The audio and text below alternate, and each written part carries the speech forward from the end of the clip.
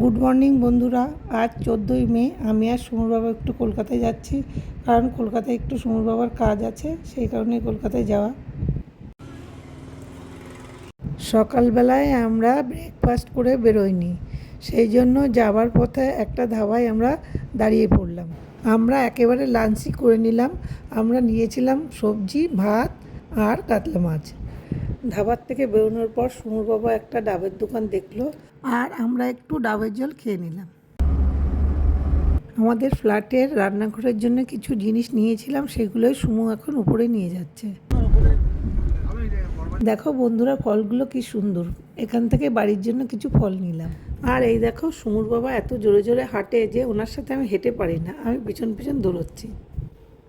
সুমুর বাবার কাজ মিটে যাওয়ার পরে আমরা এই দোকান থেকে বাড়ির জন্য কিছু জলের বোতল নিলাম। আর ফ্ল্যাটে ফিরে সুমু আমাদের জন্য চাউমিন অর্ডার দিয়ে রেখেছিল, সেটাই খেলাম। আর কোল্ড কফিও বানিয়ে দিল। রাতে আমরা আমার বড়দির মেয়ে টুকটুকির বাড়িতে এলাম। টুকটুকি আমাদের সবার জন্য চা দিয়ে গেল, আর টুকটুকির ছেলে আমাদের সবার সাথে খেলা করছে। কালকে আবার গঙ্গা যাবে তো। বিরিয়ানি কত টাকা? রাতে টুকটুকি আমাদের জন্য করেছিল ভাত, চিংড়ি মাছ, রাইস, মটন, চাটনি, পাঁপড় আর আইসক্রিম।